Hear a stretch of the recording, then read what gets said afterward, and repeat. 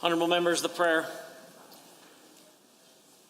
Lord, the God of righteousness and truth, grant to our King and to his government, to members of the Legislative Assembly and to all in positions of responsibility, the guidance of your Spirit.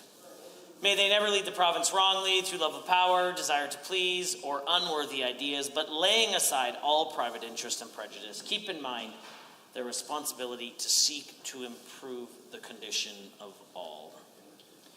Honorable members, we will now be led in the singing of God Save the King by the...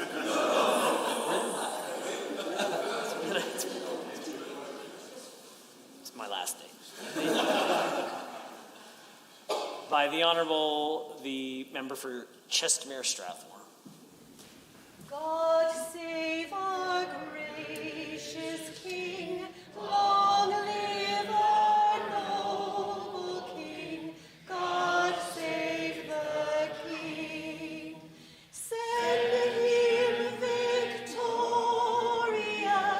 happy and glorious, long to reign over us.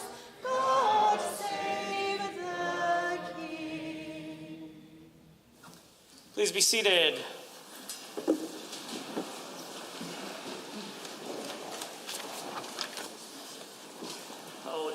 Honorable members, following the 2019 election, I don't think anyone could have predicted the challenges that would arise in the coming 4 years.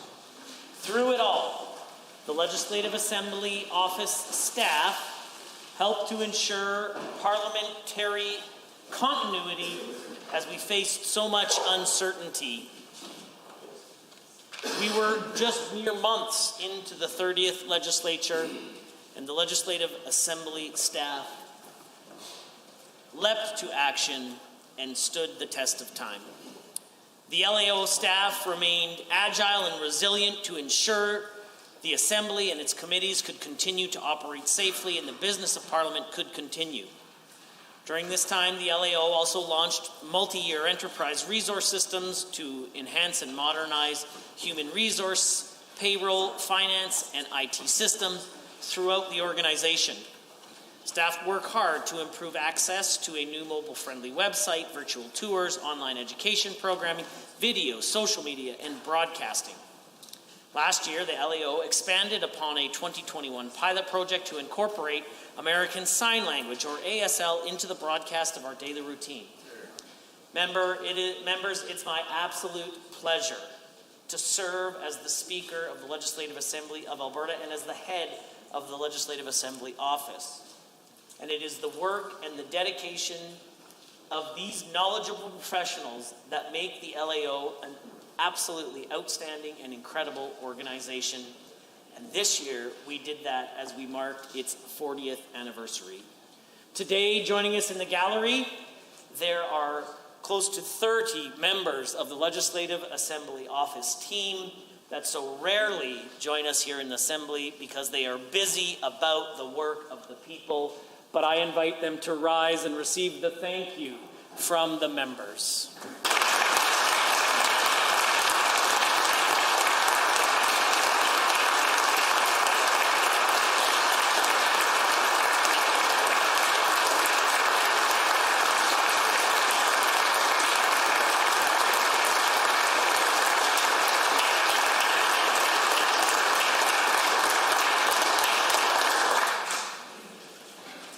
Introduction of visitors. Honorable members, we have a number of guests joining us in the speaker gallery today that I would like to introduce. One of our family of one of our pages, Joy Yang. I'm pleased to introduce Joy's mother, Miss Wu, her aunt, Miss Xiang, her uncle, Mr. Lin, and her cousin, Andrea Lin. I invite them to rise and receive the warm welcome of the Assembly.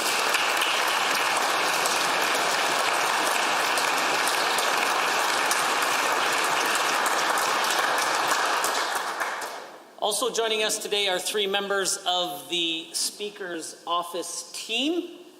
They are a critical support to the Speaker and certainly the work of your speaker could not be undertaken without them. I'd like to personally express a sincere and a lifelong debt of gratitude and thank you to each of them for making it happen.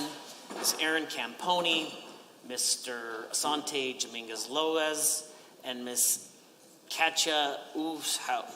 They didn't put the phonetics, and I got her. Ms. Katja Ooshouse, please rise and receive the warm welcome of the Assembly.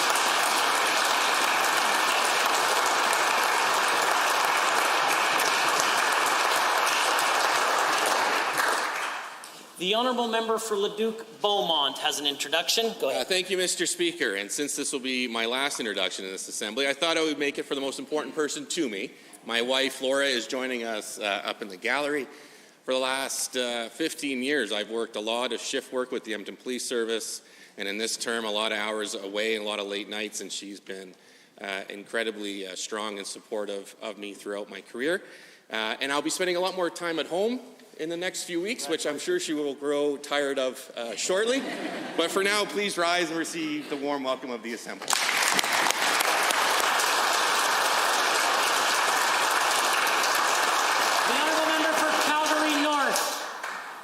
Thank you, Mr. Speaker. I am so happy to introduce to you and through you to the House my first grandchild, beautiful granddaughter, Amal Yassin. Amal is accompanied by her parents, Amar and Javeria, and my loving wife, Parveen. It is an honor to have my family members here today. I am so blessed to have their full support and love. Please rise and receive the warm welcome by the Assembly.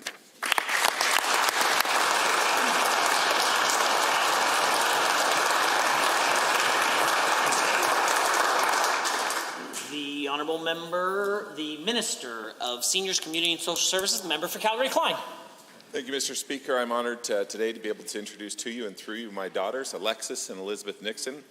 They are the apple of their father's eye, and I think a bright, shining example of the hope for our future. I also want to introduce their class who are watching live right now, and their teacher, Mrs. Barney. So through you and to you, Mr. Speaker, please rise and receive a warm welcome of this House.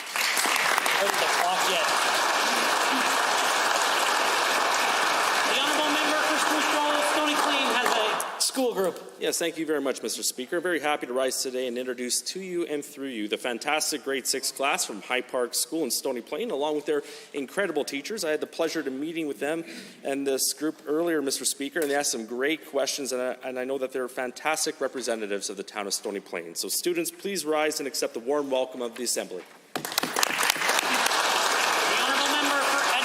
City Centre. Thank you, Mr. Speaker. It's my pleasure to introduce to you and through you 19 students from John A. McDougall School in the heart of Edmonton City Centre, a school I very much enjoy visiting during the year, reading week, and at other times. They're accompanied today by their teacher, Victoria Land. I invite them to rise and receive the warm welcome of this Assembly. And the Honourable the Deputy Chair of Committees. Thank you, Mr. Speaker. And to you and through you, it's my privilege, my pleasure today to introduce students and families from Rocky View Christian School in Pincher Creek. We talk about rural people doing lots of driving. This is a day trip for them to be in the legislature. So please rise and receive the warm welcome of the Chamber.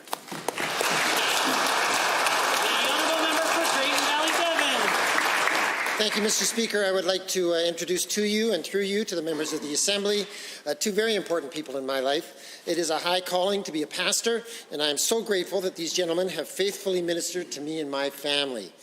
Could my two pastors, Pastor Kenton Penner and Pastor Joshua Holt, please stand and receive the warm welcome of this Assembly. The Honourable Member for Edmonton Beverly Clareview.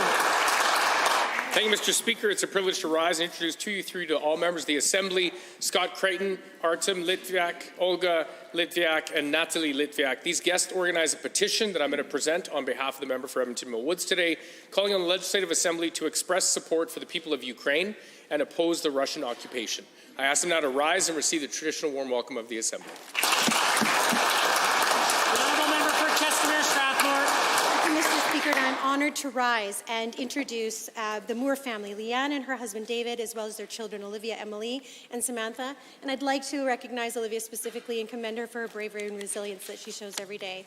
I'd also like to welcome Anu Srivastava, a Canadian Albertan and for the last 18 years a passionate singer, an exceptional community leader, philanthropist, and an entrepreneur, and a constant champion for women. And lastly, I'd like to introduce Nandini Debant, an amazing vocal artist, current mechanical engineering PhD student. Please rise and receive. Honourable member for Lesser Slave Lake. Thank you, Mr. Speaker. To you and through you, I'd like to introduce my cousin Dave Morton, who's been involved in the forestry and trucking industries for many years, David Bensmiller, who comes from a great line of rodeo stock, and Marty McSorley, who does lots of charity and fundraising work, who's around here so much in the area, seems like a hometown boy. Thank you very much. Please rise and receive the warm welcome of the Assembly.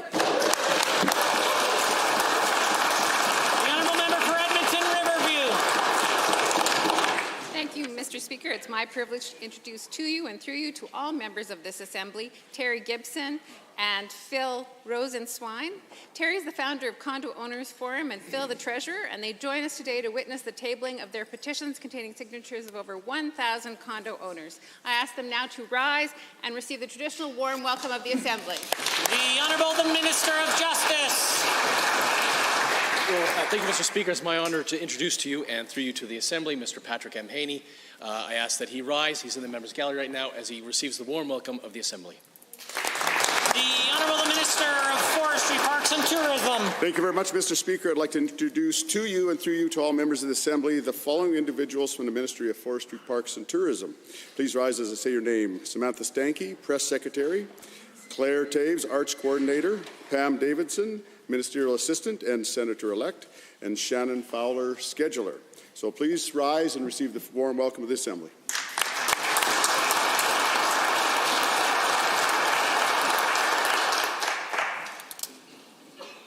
Ministerial statements. Member statements. The Honourable Member for Calgary, Buffalo has a statement to make.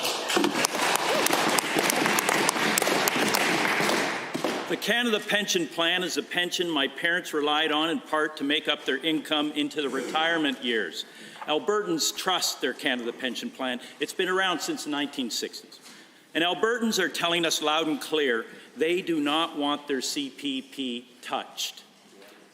Albertans, like the tens of thousands who have signed online petitions. Mr. Speaker, these Albertans are motivated and want the members of the UCP government to hear loud and clear, keep your hands off our CPP. Later today, I'll table a petition. This petition was started by members of the public who wanted more than an online petition. They wanted to put their name to a paper, to give directly to this House. These Albertans took this matter into their own hands and took pen to paper to prove to this Premier and the UCP they don't support an Alberta pension plan. Mr. Speaker, as I wrap up my final member statement of the 30th Legislature, I'll leave with this. Albertans trust the Canada Pension Plan. Albertans want it left alone. The good news is that soon Albertans can do more than sign petitions that for years have fallen on the deaf ears of the UCP government. In 67 days, Albertans can vote to protect their futures and their pensions, vote to show this Premier and the UCP the door, and vote to elect an Alberta NDP government. Yeah, they can. The Honourable Member for Calgary, Edgemont. Mr. Speaker, Alberta's UCP government has focused on making life more affordable, especially for those most in need. A major part of our focus has been to expand access to affordable housing, which provides families and individuals a safe and secure place to call home. Whether they be a senior who has spent their life working hard and contributing to Alberta we have today, an individual who has gone through Alberta world-class addiction recovery system, a woman with her children who has fled domestic violence, someone living with a disability on a monthly fixed income, or a veteran who has fought for our freedoms as Canadians, or even a low-income family that is struggling to make ends meet, affordable housing serves thousands of Albertans facing a wide range of challenges. Mr. Speaker, that's why our government recently announced a huge $120 million to directly support 28 affordable housing projects and creating nearly 1,100 new units for families and individuals in need. Now, you may probably remember that under NDP government, Alberta lost more than 180,000 jobs, and the waitlist for affordable housing grew by 76%, meaning less families were able to afford a place to call home. Mr. Speaker, on this side of the House, we believe in compassionate conservatism. Whether it is my annual veteran food drive for Calgary veterans or raising $83,000 for Calgary Cancer Foundation or $62,000 for prematurely born babies, it's all about compassionate conservatism, helping people that need help. As Albertans prepare to vote in the upcoming election, I ask you all to think about the track records of both parties and their impact on your community in making life affordable. The honourable member for Spruce Grove, Stony Plain. Thank you, Mr. Speaker. Many Albertans desperately want to start or grow their families, but simply cannot afford it. Between the expenses, long waits, and complex process, these Albertans are losing hope of becoming parents through adopting a child. I've listened to their stories and have seen the sad look in their eyes when they talk about how long, expensive, and complicated it can be to adopt a child, which forces some of them to walk away from providing a child with a forever home, and it breaks my heart. And that is why I'm so pleased to see that our government is taking decisive action to remove these barriers and provide new funding supports for these families. Yesterday, the UCP government announced a $4 million investment over the next 3 years to make adoption more affordable to Albertans and help more children find a stable and loving home. We're boosting the adoption tax credit by almost $4,000 to match the federal credit, which means we're putting more money in parents' pockets. In addition, the funding package would cover the cost of supplemental health benefits for children adopted here in Alberta through licensed adoption agencies as well as government care. This will help remove medical cost barriers to adoption, especially for children with specialized medical needs. These new supports will benefit up to 5,000 children in the public system and help them find their forever homes. There are many unknowns when parenting children, Mr. Speaker. Having assurances that there is extra support to manage a child's medical needs, whatever they might be, is going to lift a huge weight from the shoulders of families in our communities. It will allow parents to focus on taking care of their child instead of wondering how they're going to cover costs. By providing these benefits as well as subsidies and higher tax breaks for families looking to adopt, we are securing a strong future for children and families in Alberta. Thank you, Mr. Speaker. The honourable member for Edmonton Whitemud has a statement to make. Mr. Speaker, there are 67 days until the next election. 67 days until Alberta casts its final verdict on this UCP government. I know that concerns the members opposite, who will have to run on their record. Their record of hiking utility prices, insurance rates, school fees, income taxes, property taxes, tuition, student loan interest, all the while handing out money to their friends and insiders. Those members will have to explain why they stood and cheered while the health minister started a war with doctors and created a generational health care crisis. Explain why they whooped it up while the education minister fired 20,000 education workers via tweet, while the government plotted to tear down the Rocky Mountains to mine for coal. Wow. They'll have to answer for the entitlement of Aloha Gate and the Liquor Cabinet Sky Palace patio parties. They'll have to explain why they remained silent while a record number of children and youth died in their government's care. They will have to explain why they stood behind the current premier as she justified the Russian invasion into Ukraine, insulted Indigenous communities, meddled in the justice system, blamed cancer patients for their own health conditions, and plotted to give away $20 billion to pay bad companies to clean up their own messes. Yikes. But on this side of the House, we have a leader we are proud of, a team that's truly united, and a vision for Alberta that is positive and forward-looking. Mr. Speaker, Alberta's future is at stake in this election, and that's why I know that on May 29th, Albertans are going to elect an Alberta NDP government. We have stood up for all Albertans for 4 years as the official opposition. We are ready, eager, and honored to have the privilege of serving you as your government. See you at the polls, Alberta. Let's build a better future together. Yeah, heck yeah!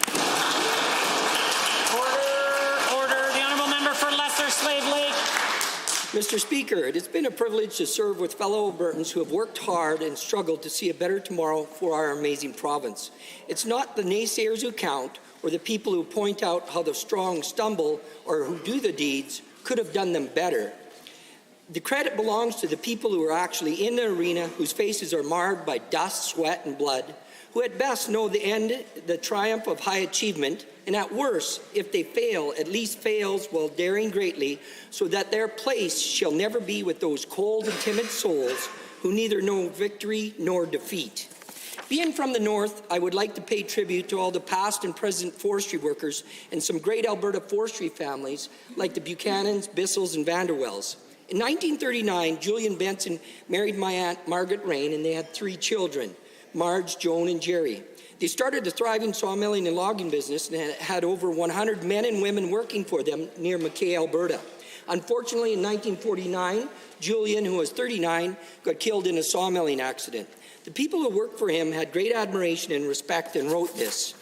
There's a pretty spot in Canada, it's a place they call McKay, a lovely patch to spend the night when you're thumbing on your way. There's a vibrant, bustling lumber camp just 13 miles below. Call all who think they're a work champ, come out and put on an awesome show. Oh, the boss is Julian Benson, and you often heard him mention of another great invention. George Cooling was his name. He's brash and he is lazy, good-natured but he's crazy. In the gummy jack pine timber, that's where he won his fame. They can talk about their north camps and all their pretty lakes, but just take a trip to Julian's camp and I'm sure it'll take the cake. Thank you, Mr. Speaker.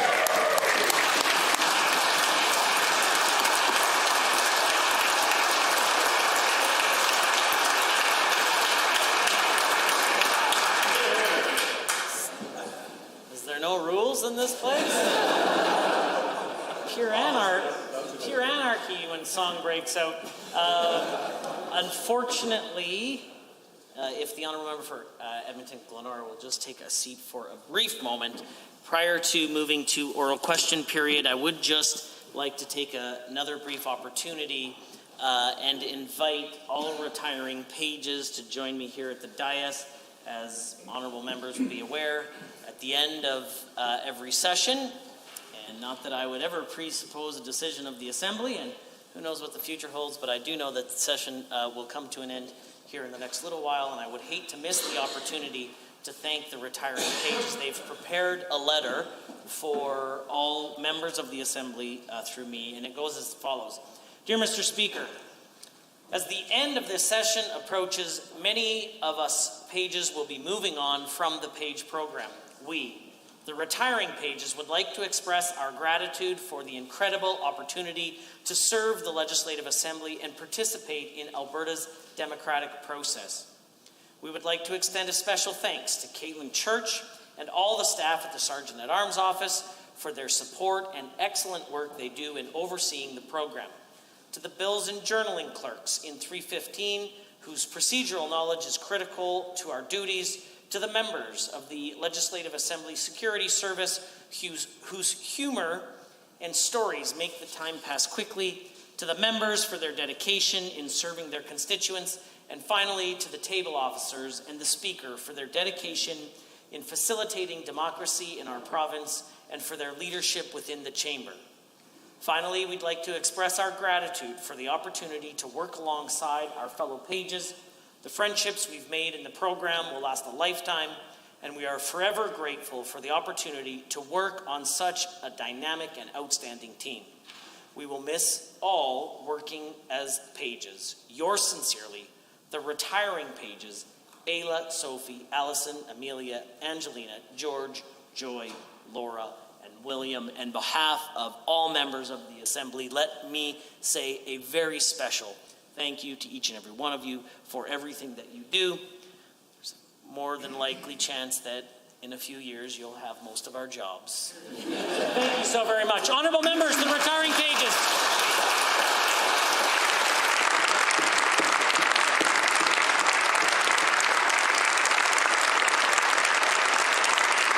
Honourable members, the time is now past 1:50, and that makes it oral question period. And the Honourable, the member for Edmonton Glenora, has question 1. Your pension is yours. That's the name of our Alberta NDP proposal to protect Albertans' retirement savings, which the Leader of the Opposition presented in Calgary earlier today. From the pipeline tech who hits the road in -40 to the teacher up all night working on tomorrow's lesson plan, Albertans have a right to know that their retirement is secure and free from political meddling. With an Alberta NDP government, your CPP will be secure and protected in legislation. Why is the UCP so obsessed with gambling away Albertans' pensions? The Honourable the Minister of Finance and the President of Treasury Board. Well, Mr. Speaker, what I can say is members on this side of the House believe Albertans' pension is secure. But what we are doing, and we've been tasked to do, Mr. Speaker, is taking a look at the opportunity of an Alberta pension plan. Mr. Speaker, the NDP would not give Albertans that opportunity, but this government will. We have done the work. We're completing the work. We will ensure Albertans ultimately can make the choice. Mr. Speaker, it's their pension. It's their choice. Hear, hear. The member for Edmonton-Glenora. Nice words, Mr. Speaker, but one of the first things the UCP government did was seize control of many Albertans' pensions. Teachers, firefighters, county clerks all used to have a voice in the management of their retirement savings until the UCP took it away. An Alberta NDP government will restore joint governance for public sector pensions, giving employees representation on the AIMCO board, and if those employees decide that they want to leave AIMCO's management, they'll be free to do so. With the Alberta NDP, your pension is yours. Why did the UCP seize control of these pensions in the first place and take away Albertans' control of their own retirement? Well, the Minister of Finance. Mr. Speaker, something that hasn't changed in 4 years is the ability and propensity of the members opposite to fearmonger unnecessarily. Mr. Speaker, we have worked to secure the pensions of all Albertans and Alberta public sector workers. We have worked with AIMCO. We have worked with the pension service administrators, Mr. Speaker, to position those pensions for maximum growth, for maximum efficiency, for the benefit of Alberta workers. The Honourable Member for Edmonton-Glenora. Well, with our plan, we actually want to go further. An Alberta NDP government will work with the private and non-profit sectors to help establish a voluntary workplace pension plan with a province covering the administrative costs. This unlocks the potential for so many small businesses and non-profits to offer their employees a secure, defined contribution pension. And that would be transformative. It will help attract global talent to Alberta. And I'm proud to have a leader who's fighting for working people and wants them to have a stable future and a secure retirement. I wish the opposition, soon to be, could say the same. The Honourable the Minister of Finance, President, Treasury Board. Mr. Speaker, when we take a look at the track record of the NDP when they were in office, what they did, Mr. Speaker, was this. They raised taxes, they raised fees. They added regulatory burden, Mr. Speaker. They stood in the way of large projects necessary for our economy. They chased out tens of billions of dollars of capital, and with it, over 100,000 jobs, Mr. Speaker. That's their legacy. Our legacy is job creation and a balanced budget. The Honourable Member for Edmonton-Glenora for his second set of questions. Mr. Speaker, there's a profound crisis in Alberta healthcare driven by the UCP's war on healthcare workers and the Premier's love of conspiracy theories and junk science. Alberta medical students are voting with their feet. New data from the Canadian Residency Matching System shows that Alberta has 42 residency spaces left open this year. But in Alberta, or in BC rather, only 2. Medical students don't see a future launching their careers in Alberta under the UCP. So does the Premier take any responsibility for chasing these young doctors away from their own province? The Honourable the Minister of Health. Mr. Speaker, I'm very proud of the work our government is doing in investing and improving our health care system. Mr. Speaker, we are investing $24.5 billion, the highest amount ever, into our health care system. Mr. Speaker, we are expanding our medical programs at the U of C and the U of A. And Mr. Speaker, what you hear on the other side when they're making comments is quite frankly fear-mongering. Yes, in the first round of matching, Mr. Speaker, we don't have 42 are unmatched, but let's put that in perspective. That's 42 out of 351 positions unmatched across the entire country. Mr. Speaker, we are investing in healthcare, we're investing in our doctors, and we're going to invest. The Honourable Member for Edmonton-Glenora. past 3 years, we've heard from family doctors who are retiring early, leaving their profession, or leaving the province due to the hostility faced by the UCP. This government tore up their contract and piled a mountain of new paperwork on them just as the pandemic hit Alberta. The former health minister even visited a doctor at his home, yelling at him in front of his children. Now we know that the med students who should be taking their place in Alberta are looking elsewhere. Those 42 doctors could make a big difference in many Alberta communities. Does the Premier understand that she's causing permanent harm to Alberta families needing doctors? The Honourable the Minister of Health. Mr. Speaker, I just want to point out and make sure that the opposition understands that this is the first round. So this is typically done. You have one round in terms of matching, then there's a second round to be able to fill. Now, historically, even under the previous government, they didn't fill all those spaces. But, Mr. Speaker, we're going to actually change the process. I've already asked the department to work with the deans to make sure that if there are any unfilled spaces, and typically they are, there's, just so you know that, we've had over the last 8 years more than 95% filled. But if there are any unfilled spaces, we will provide them to IMGs because we need more doctors. The Honourable the Member for Edmonton-Glenora. Mr. Speaker, there are entire cities or regions in our province where you can't find a family doctor who's accepting new patients. Families in Red Deer, Lethbridge, and the entire Bow Valley are left with nowhere to go but an overwhelmed hospital. Alberta's NDP will fix this with family health teams, which connect 1 million Albertans with a family doctor and primary care. We will build buildings that are great places to work and great places for families to get their health care needs met. Will the Premier admit that her chaos is chasing a generation of young doctors out of Alberta? Because everyone knows it's true. The Honourable the Minister of Health.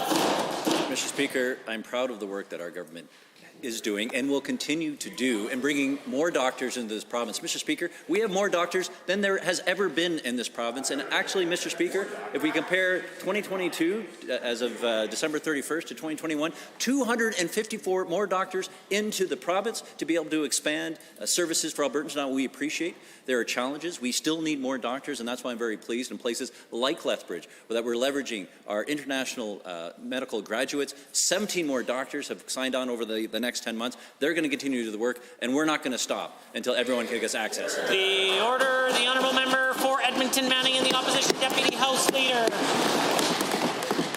Well, thank you, Mr. Speaker. During question period yesterday, I asked the Energy Minister why he's still trying to force onto Alberta the Premier's R-Star program. The current Energy Minister said the program doesn't exist, yet the former Energy Minister has said that the program will violate the polluter pay principle, and the current Premier, the former lobbyist, advocated for the program in this very building. I'm also hearing from landowners who say that this is kind of like the hen house of Foxwood built. So, who should Albertans believe? The former Energy Minister, the current Minister, the current Premier, or the landowners that the government is clearly ignoring? The Honourable the Minister of Energy. Mr. Speaker, what a woeful group of provocateurs. Let's talk a little bit about the motion that they put forward this week. Our province saw negative oil prices. People's livelihoods were at stake, and the SRP program was created to help stimulate jobs by incentivizing well site closure. SRP closed up to 38,000 sites and employed thousands of Albertans, putting food on the table. The NDP, they say no. Let them eat cake. Say hello to Alberta's anti-oil and gas, anti-business, anti-Alberta. The Honourable Member for Edmonton Manning.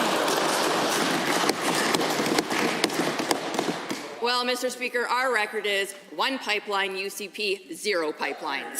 So in Alberta, Albertans have benefited from oil and gas revenue for generations, in large part due to royalties that oil companies have had to pay. The Premier's scheme would give these royalties away to bad companies who don't feel they need to clean up after themselves without getting paid. This would reward the bad companies and the lobbyists who are putting in for this handout while Albertans are losing. It's no wonder the Premier is keeping her plan secret. Will she just admit this was never about cleaning up wells and actually about giving Albertans monies to her friends and the Honourable Minister of Energy. Mr. Speaker, the activist mentality of the NDP have a target to end fossil fuel production. They want to do it by driving up the cost of doing business.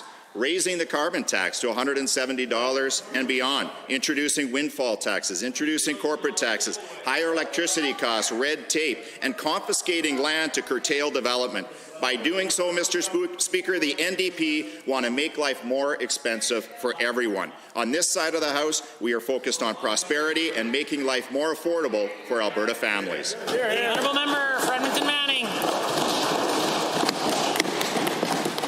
Well, thank you, Mr. Speaker. It's clear to me and to most Albertans that this government is trying really hard to hide the details about this $20 billion handout from Albertans, because right on the eve of the election, we heard it from the municipal leaders this week. We've heard it from landowners all over the province. And it's clear that the government has no intention of sharing their plans with Albertans or collaborating with them. So I have an offer to the minister. How about you come in and join me tonight on my consultation at albertafutures.ca. I'll even give you a shout out. You want to join me? The Honourable Minister of Energy. Mr. Speaker, it's amazing to me to see how easy it is for the NDP to run fast and loose with the truth. They were not forthright with Albertans on their secret carbon tax or their ideological imposition against farmers and ranchers with Bill 6. Not to mention their social license alliance with Justin Trudeau. It reminds me of a saying, I'm not upset that you lied to me. I'm upset that from now on, I can no longer believe you. That, Mr. Speaker, is exactly how Albertans feel about this NDP. The honourable member for Calgary Buffalo has a question. In the last election, the UCP promised to fill the offices in downtown Calgary, but today, Calgary has the highest downtown office vacancy rate in the country, and there are fewer head offices in the city than there were under the UCP government, when the UCP government formed. Members of the UCP said it wasn't their job to support downtown Calgary, and in this year's budget, there wasn't a single dollar for downtown revitalization, which the Calgary Chamber of Commerce CEO said was an insult. Why is the UCP ignoring Calgary as the city continues to struggle under this government? The Honourable the Minister of Finance and the President of Treasury Board. Well, thank you, Mr. Speaker. We're doing anything but ignoring Calgary. Calgary's a critical city in this province, Mr. Speaker, and I find it very interesting that the members opposite, for who were in government at the time, billions of dollars of wealth left this province at a time when those towers began emptying out, Mr. Speaker, would have the gall to raise the issue. This government, our government, has positioned Alberta's economy. The Honourable the Minister. Mr. Speaker, our government has positioned this economy for competitiveness, investment, attraction, and growth, Mr. Speaker, and it's growth that we're seeing. The Honourable the Minister, or member for Calgary Buffalo. The UCP also promised to create jobs for Calgarians in the last election. But today, Calgary has the highest unemployment rate in the country among major cities. This comes after the UCP declared economic diversification a luxury and cut several tax credits that were attracting investment and creating jobs.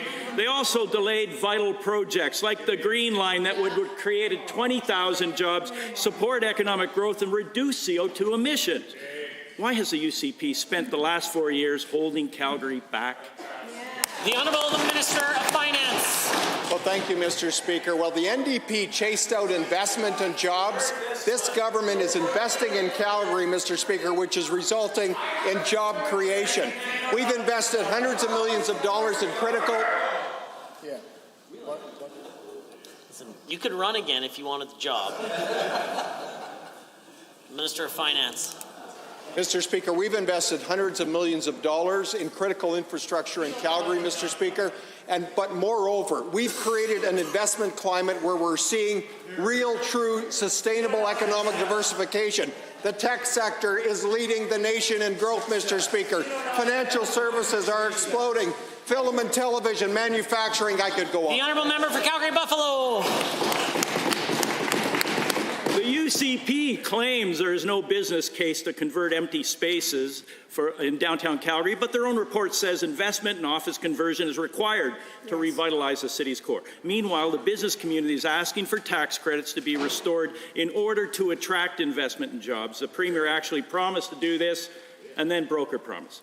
An Alberta NDP government will go a step further and bring a bustling post-secondary campus downtown. When the UCP break their promises and don't even take their own advice, how can Calgarians possibly trust anything this Premier says? The Honourable the Minister of Finance. Mr. Speaker, every time the member opposite rises, I'm afraid of another credit downgrade. Mr. Speaker, this government is positioning this province for competitiveness and growth. We're seeing economic diversification at rates I've not seen in my lifetime. Financial services, tech, manufacturing, de Havilland announcing their manufacturing plant just outside of Calgary. Mr. Speaker, Alberta's winning.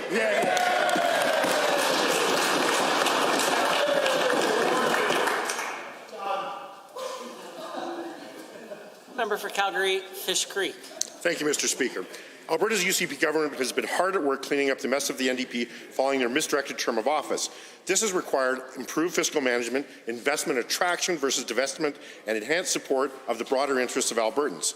Affordable housing is just one of the countless matters the NDP has failed on as they increased the wait list by 76% through their 4 years in office. Mr. Speaker, can the Minister of Seniors, Community Social Services tell the House how our government's collaborative approach is different from the failings of the NDP with respect to affordable housing?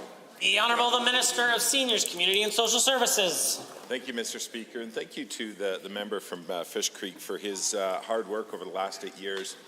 Congratulations on a great career. Part of our success has been because of that member's strong advocacy for affordable housing over the last 8 years and his amazing work in the sector before his public life, Mr. Speaker. And so thank you to that member. The biggest difference, I'd say, between what we saw under the NDP and what we see under this government is a focus on collaboration. We're working with municipal governments, we're working with federal governments, but we're also working with the not-for-profit and private community to find innovative solutions for how we can increase the supply. The Honourable Member for Calgary, Fish Creek. Thank you, Mr. Speaker, and thank you to the Minister. Given that affordable housing and housing affordability broadly serves thousands and millions of Albertans, including seniors, low-income families, those living with disabilities, women and children who have fled domestic violence, and given that there is significant need for more access to affordable housing, especially in our two major cities of Calgary and Edmonton, can the Honourable Minister tell the House what investments are being made specifically to support innovative new projects in affordable housing?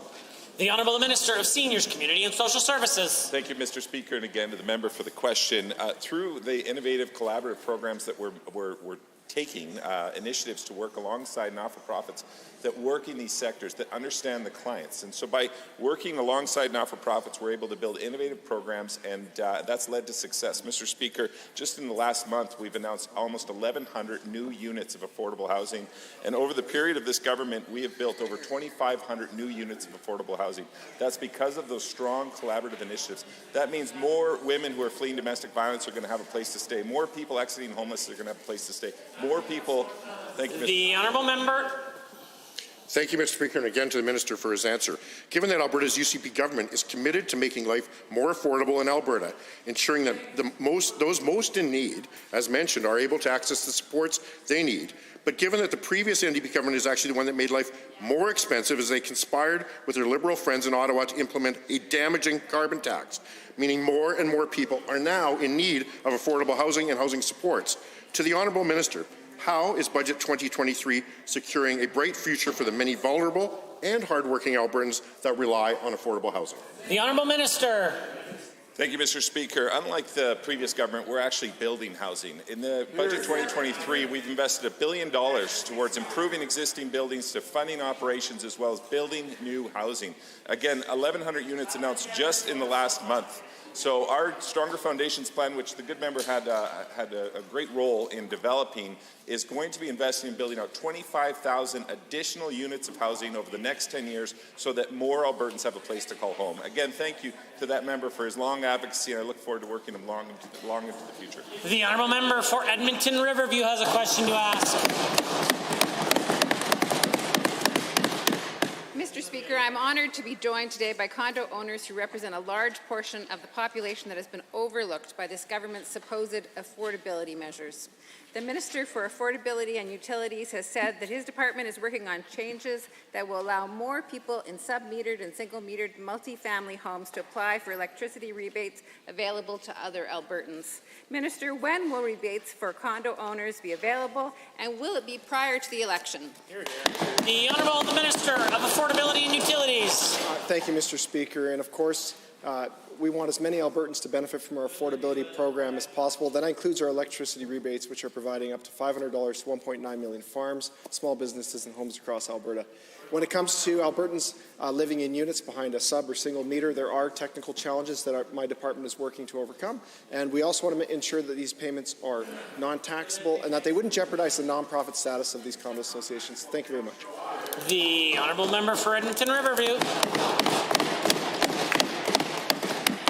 Given that natural gas rebates have been made a permanent part of the Affordability Action Plan, they are potentially even more of an issue for multi-unit buildings because the vast majority share a single meter for natural gas.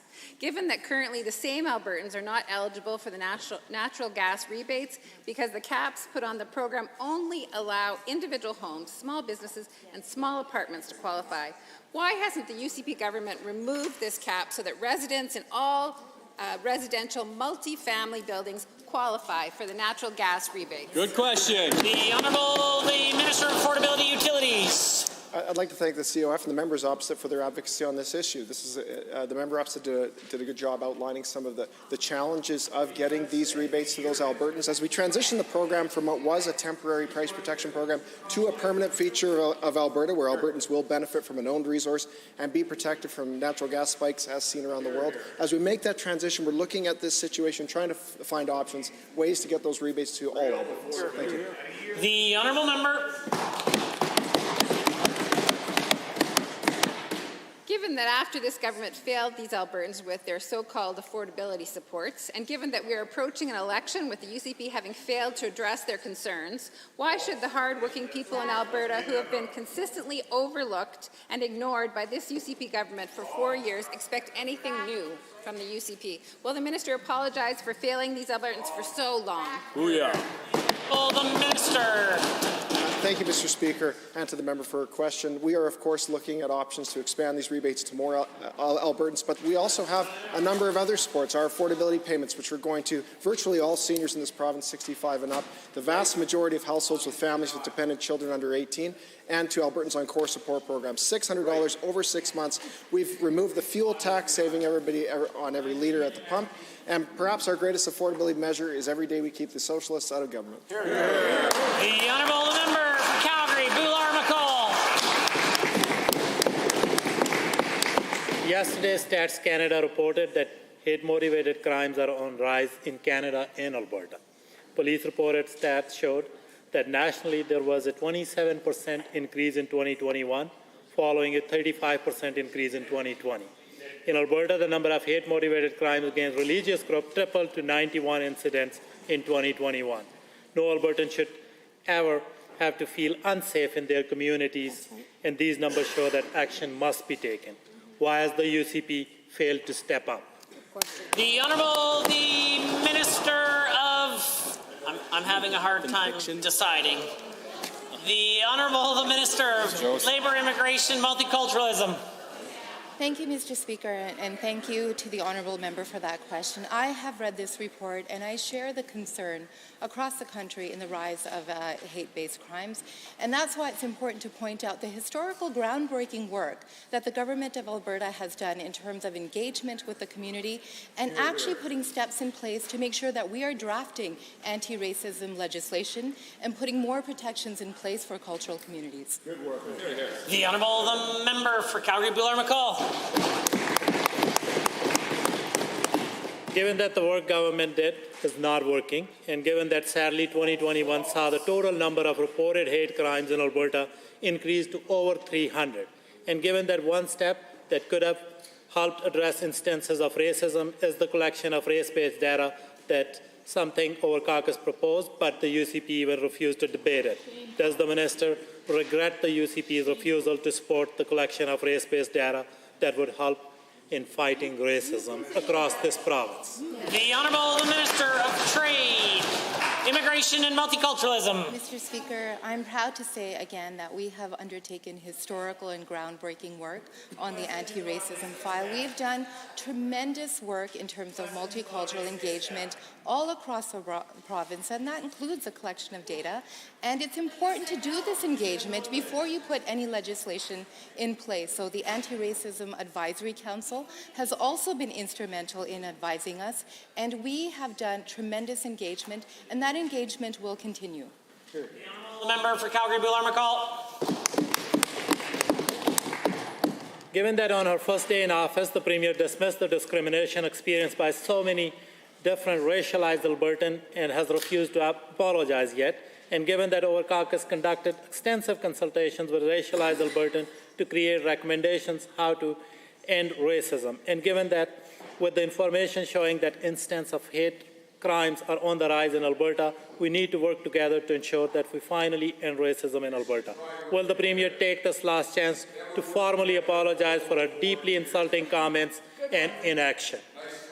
The Honourable Minister of Trade, Immigration and Multiculturalism. Mr. Speaker, this is not a partisan issue. Everybody in Alberta, whether they're a temporary resident, a refugee, a newcomer, or have been living here for generations, every resident deserves to feel safe, included, and celebrated. And this government is committed to making sure that happens. And through the multiculturalism portfolio, I'm proud to say that we have actually announced historical funding for ethnocultural communities, $4 million in next year's budget to help with anti-racism initiatives and social cohesion. The Honourable Member for Cypress, Medicine Hat. This April Fool's Day, Ottawa will continue to play us all for suckers with a hike in the inflationary carbon tax of 14 cents per litre on gasoline and 12 cents per cubic metre of natural gas.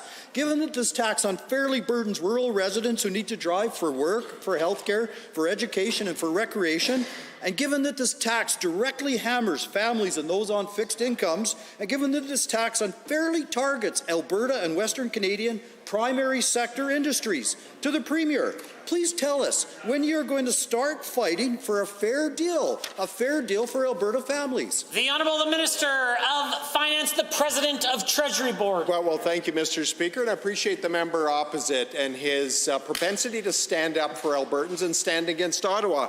Mr. Speaker, number one, we need regime change in Ottawa, and every Canadian should be working to that end over the next 2 years. And I call on the members opposite to stand with the government on this side of the House against the Trudeau-Singh alliance, which is pushing our nation's economy backwards. Mr. Speaker, we're doing everything we can to position Alberta for competitiveness, investment attraction, and growth.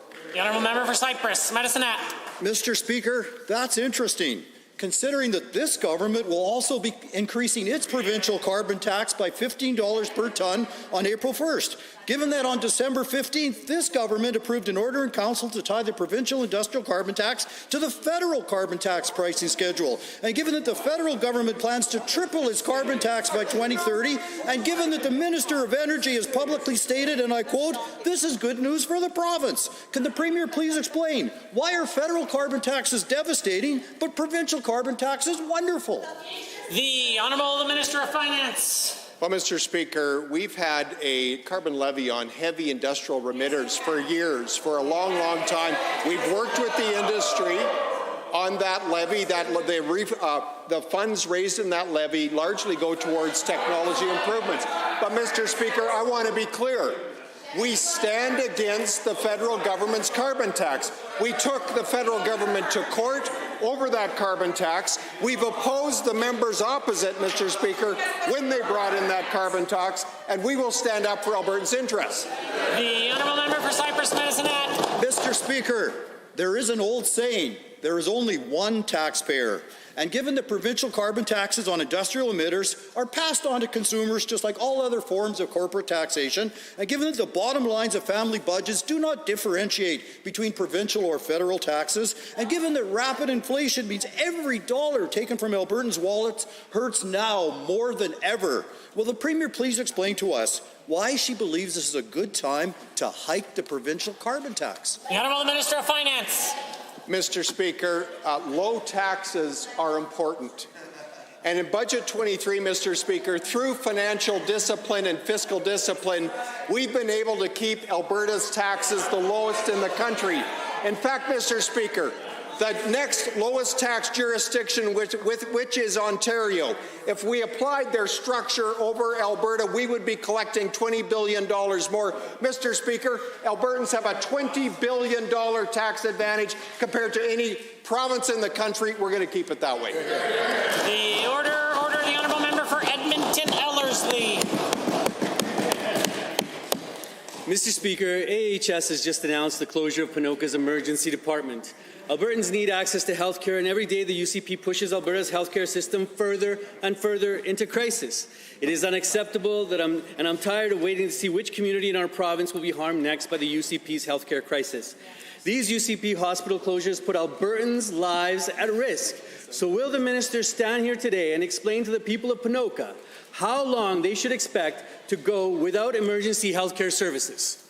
The Honourable Minister of Health.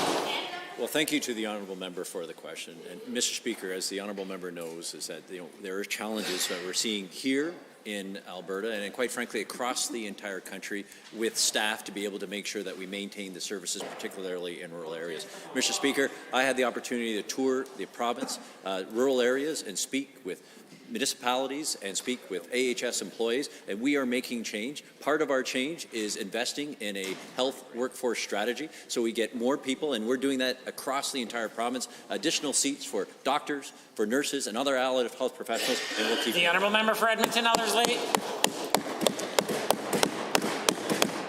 Given that the people of Ponoka deserve access to health care, just as expectant mothers in Sundre and Barhead deserve access to health care, and the people of South Edmonton and of Red Deer and so on, given that across the province AHS is reporting dozens of partial hospital closures, and given that AHS reporting alone shows that our health care is in crisis under this UCP government, does the health minister take any responsibility for the dozens of hospital closures on his watch and for the danger he has exposed all these Alberta families to?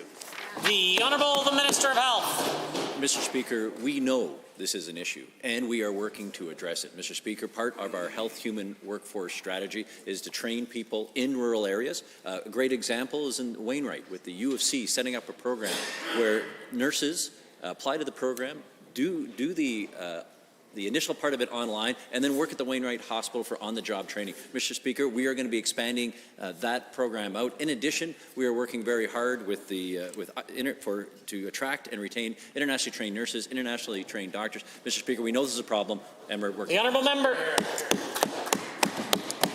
Given that Albertans should never have had to deal with these closures and disruptions in the first place, and given that the people of Ponoka, just like all Albertans, have a right to health care close to home, and given that right now across our province, Albertans are suffering because they cannot get the care that they need. Let me say it again, Mr. Speaker, they are suffering because of this government.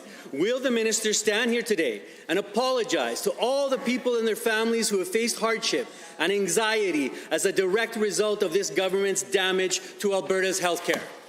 The Honourable the Minister.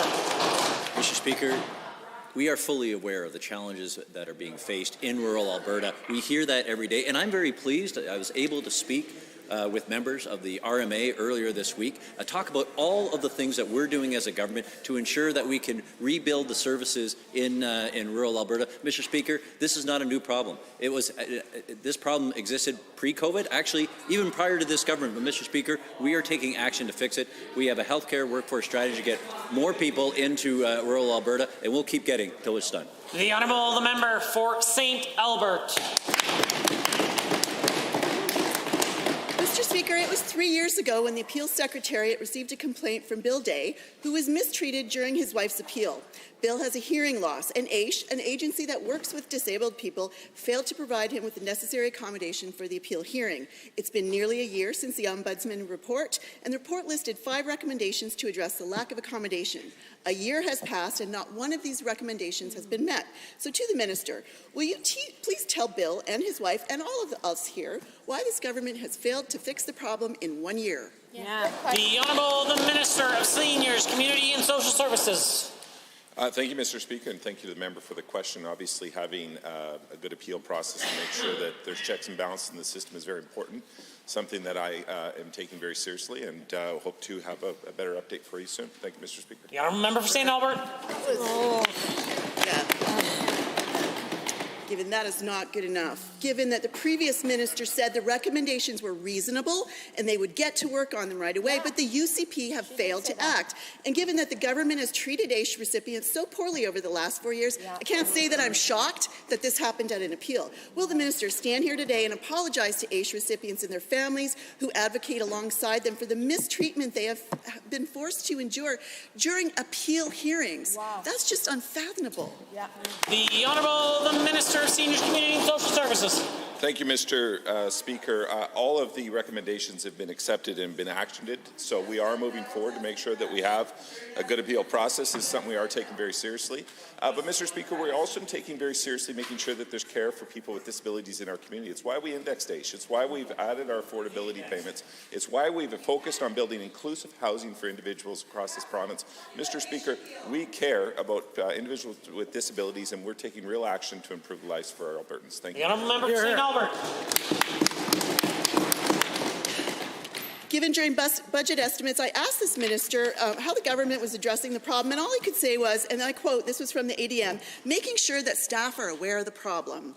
Awareness means nothing without action, and given this government has a responsibility to ensure AISH recipients have access to fair and equitable treatment during every step of a quasi-judicial process. Will the minister please explain to the people like Bill why making sure people with disabilities are treated with dignity and respect is not a priority for this UCP? Why is basic access and accommodation not happening under your The Honourable Minister of Seniors, Community and Social Services. Thank you, Mr. Speaker. We are taking this very seriously. It's why we have actioned every recommendation, and we are moving forward to make sure that there is better accountability in the system, that individuals accessing the system are getting appropriate care.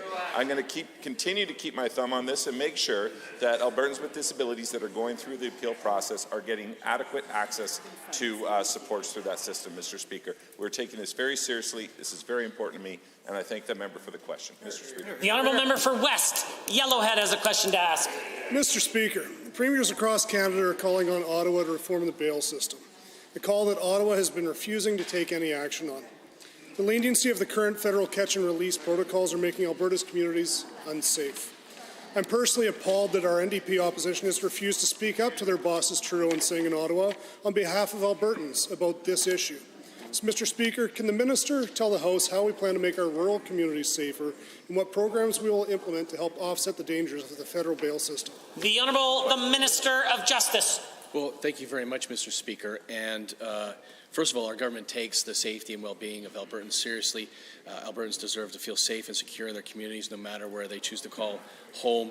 We will continue to invest significantly in policing and in the justice system. Budget 23 has significant increases in both the justice and the public safety budgets, increases in a budget that the NDP chose to vote against. But while we take that safety of Albertans seriously, we'll continue to invest in policing and the justice system, and we will continue to look for innovative ways to make sure people stay safe. The Honourable Member for West Yellowhead. Mr. Speaker, given that reports from my communities typically involve the same offenders, and given that a woman recently with 19 arrest warrants was released back into a West Yellowhead community and only given an order to appear in court, to the Minister, what can our government do to encourage our police officers in their daily duties to know their efforts are not in vain?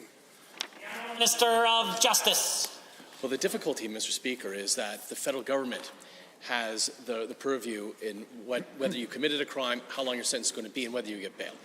And the difficulty is that in 2019, the Trudeau government chose, through Bill C-75, to make massive reforms to the bail regime here in Canada, which has led to our communities being less safe.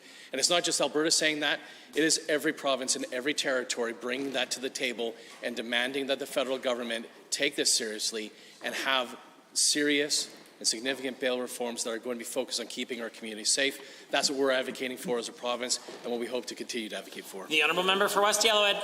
Mr. Speaker, given that my communities are still facing crime issues, particularly by prolific offenders, and given that an offender with 41 previous criminal convictions was recently arrested for stabbing a man and then released just hours later, Can the minister share how we will reduce the risk to my community members from repeat offenders?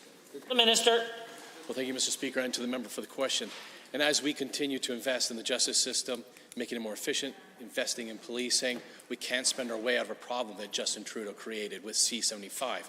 That's why when we went to an emergency meeting in Ottawa, the Minister of Public Safety and I, just a couple of weeks ago, we did thankfully hear from the federal government that they are proposing soon some changes, and hopefully it will include a reverse onus for those who are a repeat offender or someone accused of a serious crime. Bail is appropriate for many situations, but we do need pretrial custody for repeat offenders. The honourable member for Edmonton City Centre.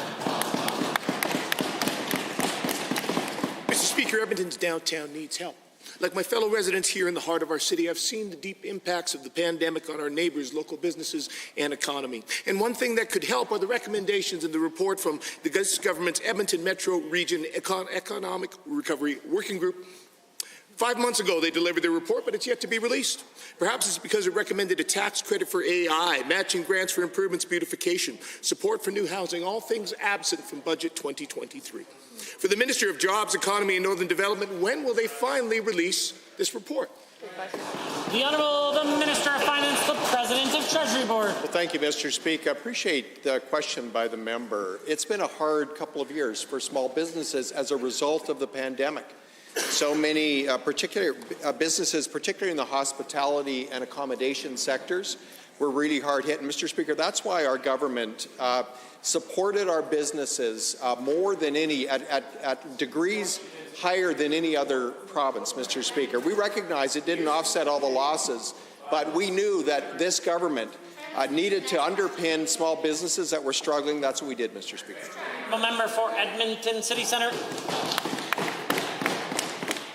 Given, Mr. Speaker, we also need help to ensure everyone who lives and visits downtown feels safe and welcome, and to support our friends, neighbours and family in need. And given that, after years of inaction, this government's eventual response was to form a task force to address addiction, homelessness and public safety with a mandate until March 2023. And given that's 1 week away, and their only action so far has been to deploy 12 sheriffs to help patrol downtown, but there's much, much more that needs to be done. Given we're 5 weeks away from the writ, why haven't we seen specific plans for further concrete steps, investments in increasing capacity in day shelters, housing, harm reduction? Why is this not a priority for this government? The Honourable the Minister of Seniors, Community and Social Services. Thank you, Mr. Speaker. Actually, first of all, I want to address one of the questions from the first is around housing. We are investing in housing. We've made a number of significant announcements just in the recent past about significant investments in increasing affordable housing in Edmonton and in the Edmonton area as well. And there's more announcements to come. We are building housing, so we are listening. In addition to that, we are working very closely with our not-for-profit partners to address the challenges that we're seeing around homelessness in our downtown core. We've increased funding for Homeward Trust. We've also increased funding for day shelters and our service hub model to provide people with more access into services. Here. In City Centre.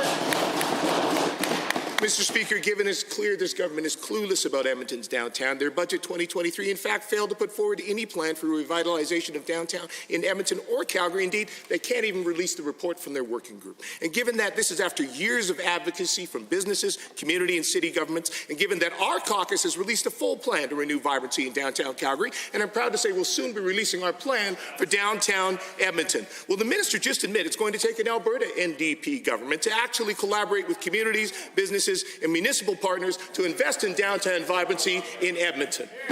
The Honourable the Minister of Finance. Thank you, Mr. Speaker. We know that COVID was hard on our downtown cores of all of our cities. And Mr. Speaker, one thing I hear from business owners is the importance of additional public safety. That's one reason why we've increased public safety's budget by over 13%, an additional 235 sheriffs right across the province, including many in downtown Edmonton, to ensure that there is an acceptable level of public safety. Moreover, Mr. Speaker, we continue to position the province for investment attraction, economic diversification and growth. The Honourable the Member for Edmonton Rutherford is next. The Athabasca Chippewa First Nation released details gathered from their time at the site of the spill of the Curl tailings pond. They are concerned about the impact that this leak has had on drinking water and wildlife in the area. Their investigation found uncontained toxic water and animal tracks leading out of the spill, directly contradicting the Premier, who earlier called such concerns, quote, misreporting. Does the Premier stand by her claim that the concerns of Athabasca Chippewa First Nations are misreporting, or will she apologize for dismissing their very real concerns about food and water? The Honourable the Minister of the Environment and Protected Areas. Well, thank you, Mr. Speaker. Safety and environmental protection are our #1 concerns. And I'm pleased to report we've been doing continuous water monitoring and water testing downstream of the site. And just yesterday, we had some results back from 12 water samples over 6 locations, testing over 575 different metrics. Mr. Speaker, they've been sent to 6 different labs, and there's been no concerns raised whatsoever about the water quality. The Honourable the Member for Edmonton Rutherford. Given that the Premier and this Minister has chosen to ignore the concerns of First Nations, who are rightfully concerned about the impact of a long-running leak that they were not informed of for many months, given that trust is essential between the government and the communities they serve to ensure that crises like these are appropriately addressed, but given that only yesterday ACFN cited the comments of the Premier as examples of the government not being accurate in their statements, does the Premier know that her words and actions are destroying trust with the people of the Athabasca Chippewa First Nation? The Honourable the Minister of Environment and Protected Areas. Well, thank you, Mr. Speaker. We continue to deploy continuous monitoring downstream of the Imperial's Curl site, Mr. Speaker. That includes water samples taken from the Fort Chip drinking water intake. Mr. Speaker, nothing has shown that there's been any harm to the drinking water. We continue to do daily testing, Mr. Speaker. That's on top of seasonal monitoring that continues. There's rush results from the daily testing being done. And Mr. Speaker, if we find something, we do have the potential to adapt monitoring to include more. The Honourable Member.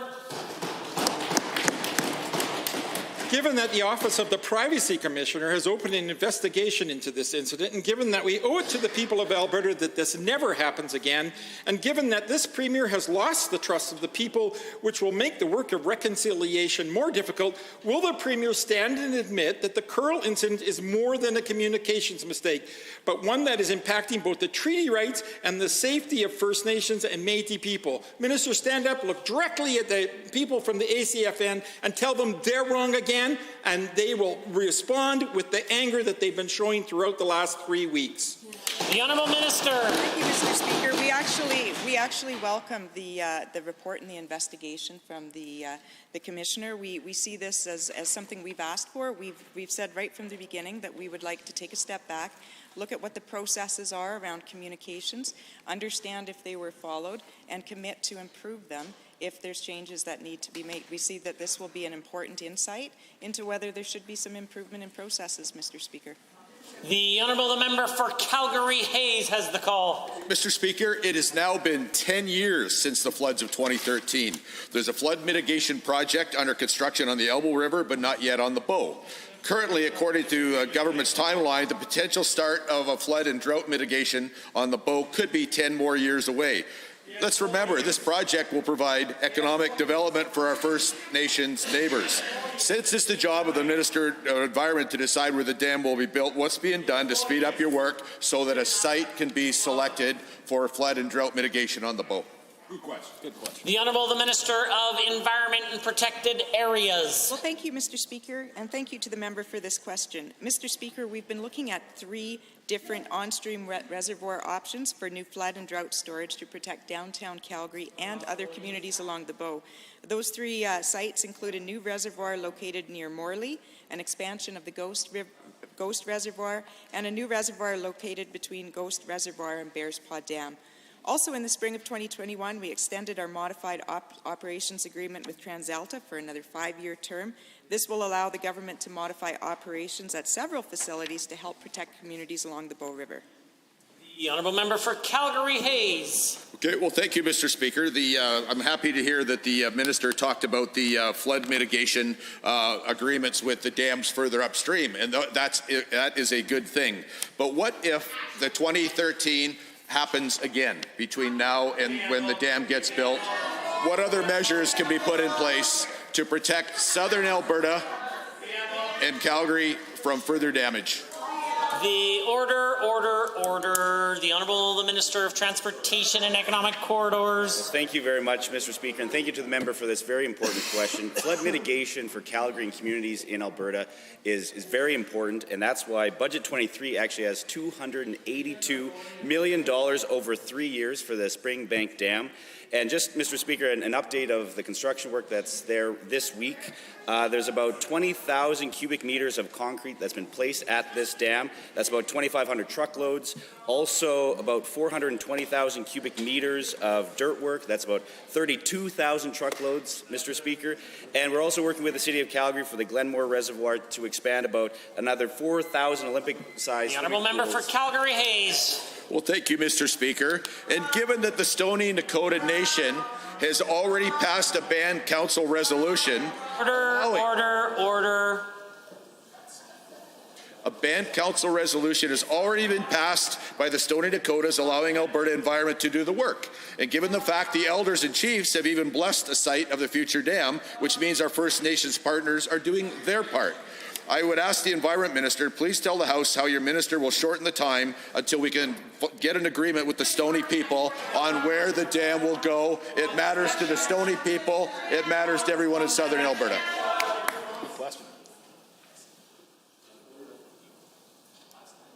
If the member had never used a preamble before, perhaps the intervention would be more warranted.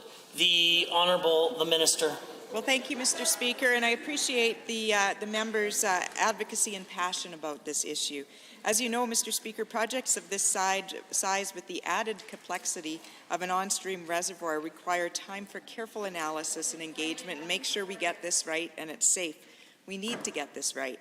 In the meantime, Mr. Speaker, the City of Calgary, with $69 million in funding from the Alberta Community Resilience Program, has initiated 13 mitigation projects, 11 of which are along the Bow River. This includes the West Eau Claire and downtown flood protection barriers, as well as the Upper Plateau Stormwater Separation Project in Sunnyside. Honourable members, this concludes the time allotted for oral question period. In 30 seconds or less, we will continue to the remainder of the daily routine.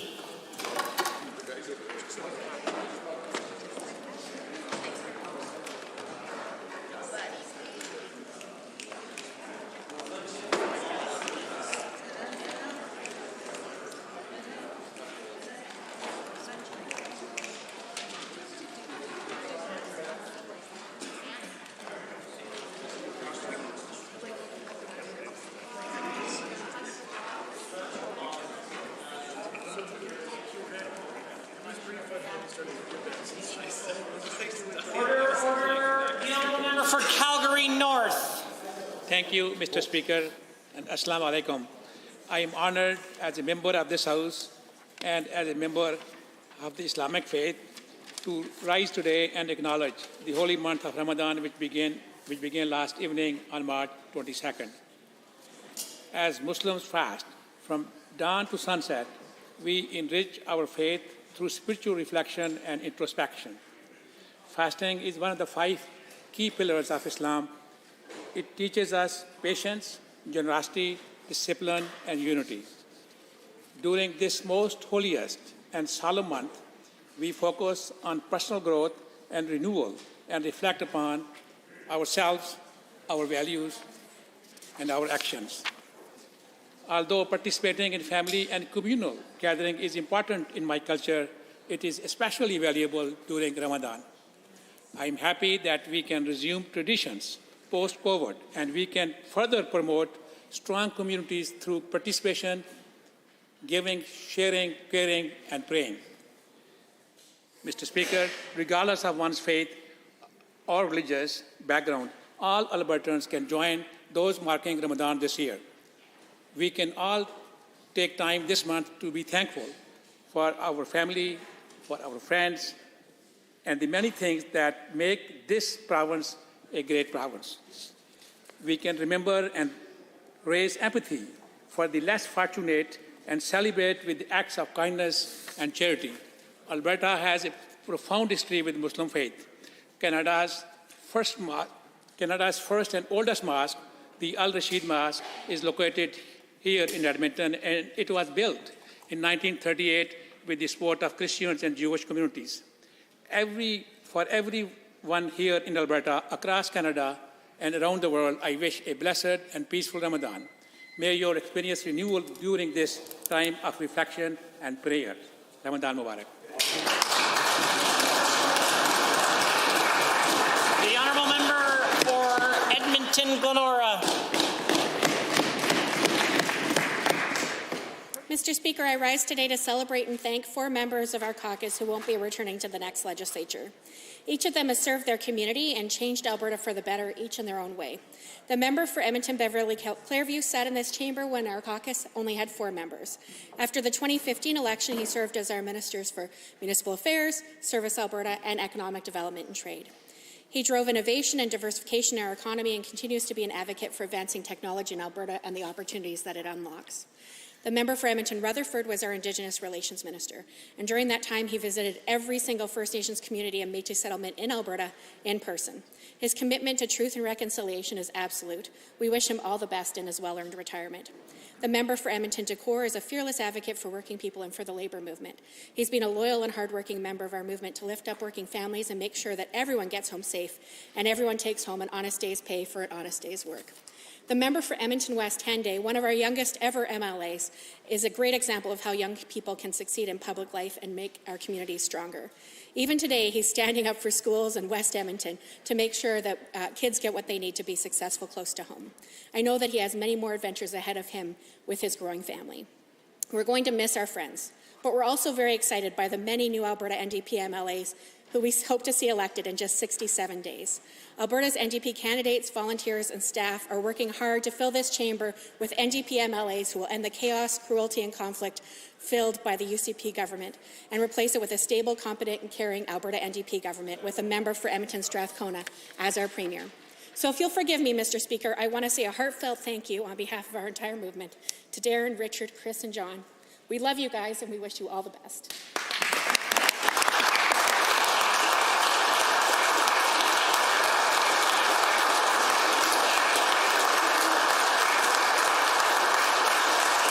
Just sec.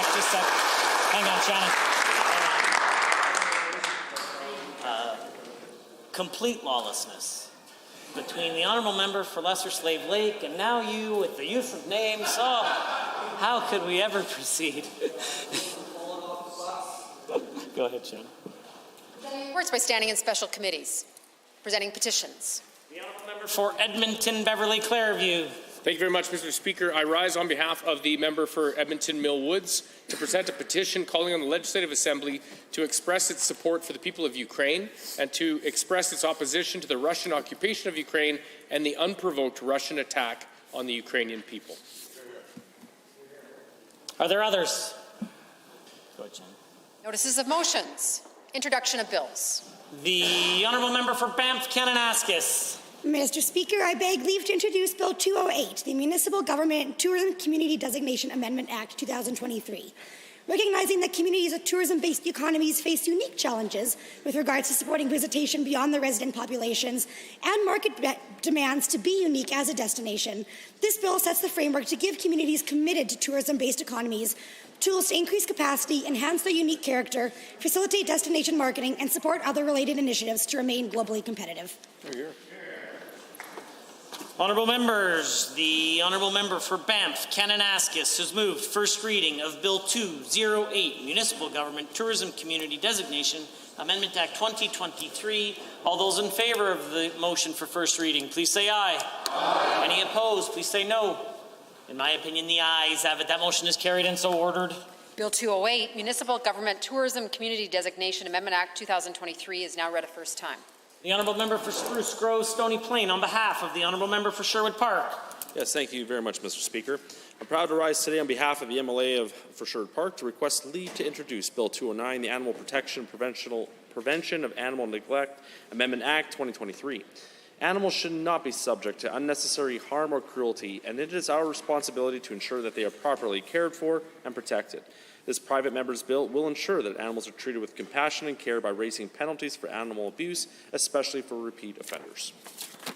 Honourable members, the Honourable Member for Spruce Grove Stony Plain, on behalf of the Honourable Member for Sherwood Park, has moved first reading of Bill 209, Animal Protection, Prevention of Animal Neglect Amendment Act 2023. All those in favour of the motion, please say aye. Aye. Any opposed, please say no. In my opinion, the ayes have it. That motion is carried and so ordered. Bill 209, Animal Protection, Prevention of Animal Neglect Amendment Act 2023 is now read a first time. Tabling returns and reports. The Honourable Member for Drayton Valley Devon. Thank you, Mr. Speaker. In accordance with Section 20 of the Auditor General Act, it is my pleasure as Chair of the Standing Committee on Legislative Offices to table the report of the Auditor General, March 2023. A copy of the report will also be provided to members. The Honourable Member for Edmonton Riverview. Thank you, Mr. Speaker. I have two tablings today. I have the 5 requisite copies of petitions organized by the Condo Owners Forum Society of Alberta containing 378 signatures of condo owners from all over Alberta, including Calgary and Medicine Hat, calling on the government to include condo owners in the Affordability Action Plan, specifically the rebates on electricity caps and caps on natural gas. And the second one is also from the Condo Owners Forum Society of Alberta, containing 639 signatories from condo owners from all over Alberta, again calling on the Alberta government to include condo owners in the Affordability Action Plan, specifically the rebates on electricity and caps on natural gas. Honourable Member for Calgary, Boular McCall has a tabling. Thank you, Mr. Speaker. I rise to table the requisite number of copies of yet another petition calling on the government to keep Alberta in the Canadian Pension Plan. This one containing approximately 900 signatures of motivated Albertans who want their government to leave their pension alone. Brothers. Advise the Assembly that the following document was deposited with the Office of the Clerk. On behalf of Honourable Mr. Jeremy Nixon, Minister of Seniors, Community and Social Services, pursuant to the Advocate for Persons with Disabilities Act, Advocate for Persons with Disabilities Annual Report 2021-22. Honourable members, there was no points of order today during the question period. Perhaps there should have been, but and that means perhaps for the last time of the 30th legislature, we are at orders of the day, orders du jour. Government bills and orders for third reading. Bill 11, Appropriation Act 2023. Honourable Mr. Taves. Prior to calling the Honourable the Minister of Finance and the President of Treasury Board, I believe there may be a unanimous consent request coming from the Honourable Member for Cypress Medicine Hat to briefly revert to introductions. Yes, there is. Please, Speaker, with the House's consent. The Honourable Minister, or the Member for Cypress Medicine Hat, is asked to briefly revert to introductions. I will ask only one question. Is there anyone opposed? Granted. The Member for Cypress Medicine Hat. Thank you, Mr. Speaker, and thank you all. It's my pleasure to rise today and introduce to you and through you, Mr. Speaker, to the entire House, someone that a lot of us know very, very well. For over 6 years, she has worked effectively and diligently. For the last 6 months, she's worked effectively and diligently for me. And for a year and a half before that, she worked effectively and diligently for myself and the MLA from Central Peace Notley. Could I please ask Rebecca Leese to rise and accept the traditional warm welcome of the House.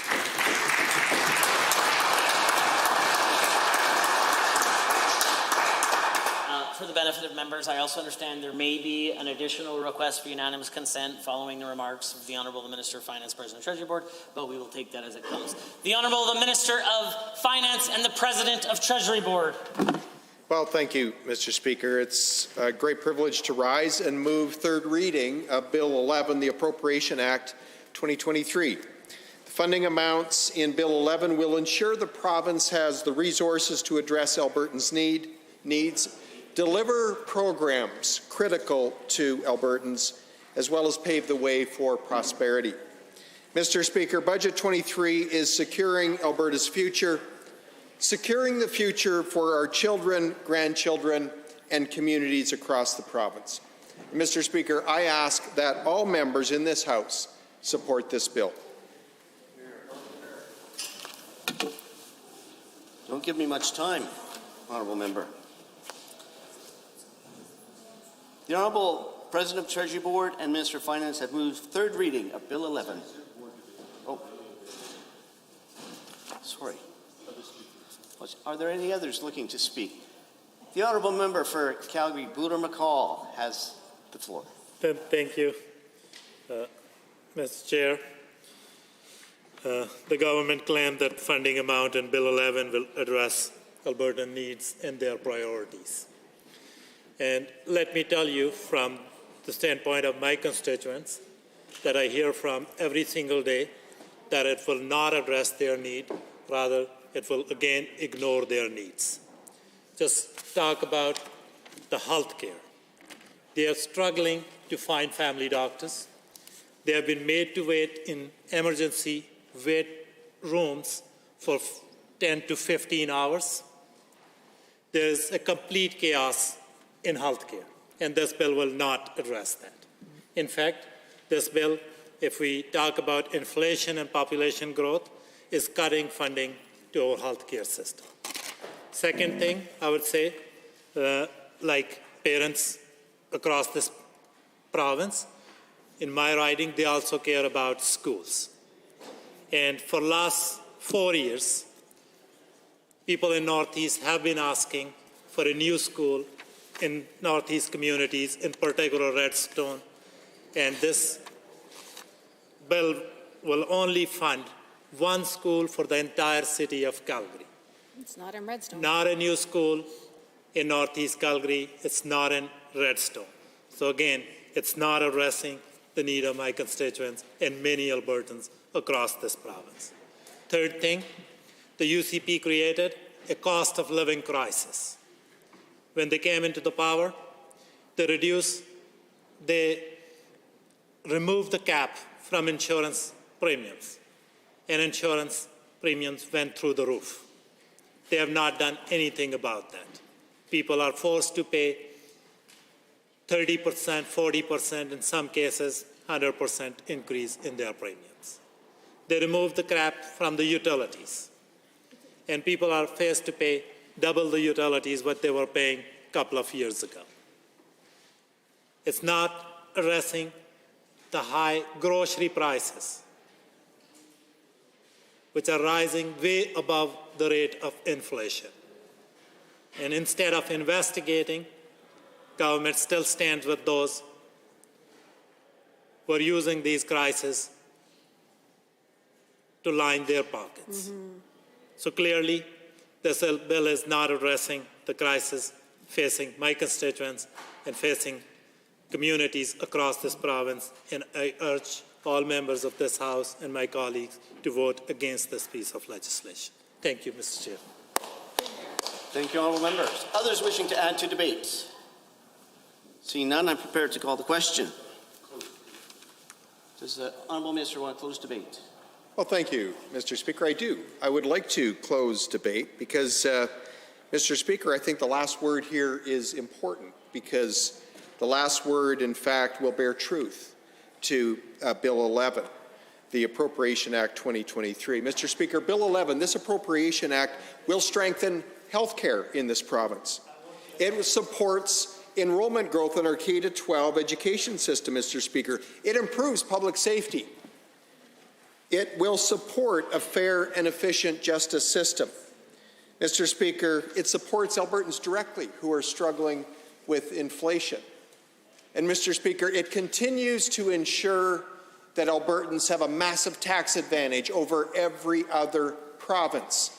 But moreover, Mr. Speaker, it will ensure future prosperity for Albertans. This will ensure, Mr. Speaker, that we are on a sustainable fiscal trajectory, that we have an economy that's growing and diversifying, generating opportunities for Albertans and generating wealth for future governments. Mr. Speaker, Bill 11 secures the future for this province. and I encourage every member to support it today in the House. Thank you to the honourable member. And my apologies, last day on the job for me. So, I am now prepared to ask the question. The Honourable President of Treasury Board and Minister of Finance has moved third reading of Bill 11, Appropriation Act 2023. Those in favour of the motion for third reading, please say aye. Aye. And those opposed, say no. No. I believe the ayes have it. Bill 11, Appropriation Act 2023 is now read a third time. Under Government Bills and Orders for third reading, Bill 12, Appropriation Supplementary Supply Act 2023. Honourable Mr. Taves. The Honourable President of Treasury Board and Minister of Finance. Well, thank you again, Mr. Speaker. Again, it's a privilege to rise and move third reading of Bill 12, the Appropriation Supplementary Supply Act 2023. Bill 12 will provide authority for government to pay from the general fund for additional costs that are not already covered or otherwise provided for during the current fiscal year. It includes $2.7 billion in expense, $500,000 in capital investment, and $292 million in financial transactions. The funding in Bill 12 will cover costs reflecting the government's commitment to save for the future, strengthen our healthcare system, and adapt to the changing global economy. Mr. Speaker, I do want to point out that included in Bill 12, the Appropriation Supplementary Supply Act 2023, is an investment of $753 million, which will make a total investment of $2 billion in the Heritage Savings Trust Fund, Mr. Speaker. Mr. Speaker, this is an investment in future generations of Albertans, and it's a privilege to serve with colleagues in a government that have the foresight to make this kind of investment. So, Mr. Speaker, again, I ask the honourable members to support this bill to help government move forward with funding Albertans' priorities. Thank you. Honourable members, the President of Treasury Board, the Minister of Finance, has moved third reading of Bill 12, the Appropriation Supply Act 2023. Is there anyone else wishing to join in the debate? I see the honourable member for Edmonton McClung. Thank you for recognizing me, Mr. Speaker, to speak to Bill 12 at third reading. I'd like to say, Mr. Speaker, that the West Edmonton Mall roller coaster is now retired, the Mindbender roller coaster, and the Conservative Party's boom bust roller coaster that is a hallmark of Tories' rule under the UCP is still operational, and all we're offering or getting offered by the UCP is more of the same as reflected in the appropriations bill and all of the budget items that are brought forward for this House. More of the same is all they offer. More reliance on oil windfalls to bail them out of their economic mismanagement, Mr. Speaker. We've been pumping oil out of the ground in this province for over 70 years, and what have we got for it? The Minister of Finance and Treasury Board has admitted in estimates that even he regrets that we failed to have a sovereign wealth fund in this province that rivals that of Norway, so that we would actually have the benefit of the resource revenue that we've been pulling out of the ground for decades and decades. Yet no more of the same is all we get from this government. More of the same, the mind-bending economic roller coaster that Conservative governments are intent on offering once again to Albertans. This NDP opposition is going to shift into drive, Mr. Speaker, shift into overdrive, guiding Alberta as a new government confidently into the future, a better future, a future under a new majority NDP government that will definitely end that roller coaster and smooth things out for the benefit of all. Thank you. Are there others? The honourable member for Lac St. Anne Parkland. Mr. Speaker, I am absolutely proud and privileged to rise probably on what may be our last day to be in full support of this budget. I heard the member opposite talking about roller coaster rides. Well, I think the only thing that Albertans can remember was when they ran the bus, when they were in charge of the budget, the only ride the Albertans went on was the Drop of Doom, and we sure as the heck aren't going back there. So, Mr. Speaker, I strongly encourage everybody to support this budget, because this is the thing that sets the path for the future, not the scary, freaky, deaky Friday rides that they gave us 4 years ago. Are there others? Whew. I am prepared to call the Honourable Minister of Finance to close debate, should he wish to do so. The Honourable Minister of Finance, the President of Treasury Board, has moved third reading of Bill 12, Appropriation Supplementary Supply Act 2023. All those in favor of the motion, please say aye. Aye. Any opposed, please say no. No. In my opinion, the ayes have it. That motion is carried and so ordered. Bill 12, Appropriation Supplementary Supply Act 2023 is now read a third time. Government bills. Go ahead. Government bills and orders for third reading. Bill 10, Financial Statutes Amendment Act 2023. Honourable Mr. Taves. Just prior to calling the Honourable the Minister of Finance, President of Treasury Board, I believe that there may be a request for unanimous consent coming from the Chief Government Whip. Mr. Speaker, it is just that request exactly, I guess, to really get that sentence out quite well. I would like to move for unanimous consent that we revert back to introductions. Members, having heard the motion as for us, the Honourable the Chief Government Whip has asked for unanimous consent to revert briefly to introductions. I will ask only one question. Is there anyone opposed? If so, indicate now. Unanimous consent is granted. The Chief Government Whip is rising. Thank you, Mr. Speaker. I'm very proud to introduce caucus staff who are joining us here in the gallery from the United Conservative Party. And just to extend to them on behalf of all of caucus a huge thank you for all the work that you have done over the last 4 years. If you have been with us for that long, or if it's been a bit shorter, thank you for being here and everything that you have done. Our MLAs are very much appreciative of the work that you do, enhancing the work that we do here in the chamber. And I could tell you with a great deal of certainty, we can't do it without you. So thank you so much. Sure.